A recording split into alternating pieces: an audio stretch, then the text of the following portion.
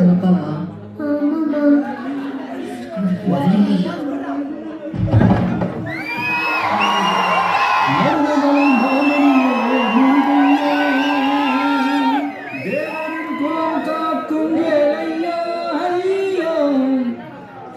நான் இன்னும் குளிக்கவே இல்லைங்க. பரவாயில்ல, சாமி எல்லாம் குளிச்சுக்கலாம். உன் காஃபி டைனிங் டேபிள் எடுத்து போய் எடுத்துக்க. நைட்டு பண்ணதுக்கு காலையில பிராய்ச்சிட்டோமா? சட்டுக்குட்டி சந்தனம் சட்டுக்குட்டி சந்தனம் சட்டுக்குட்டி. ஏங்க, என்னங்க?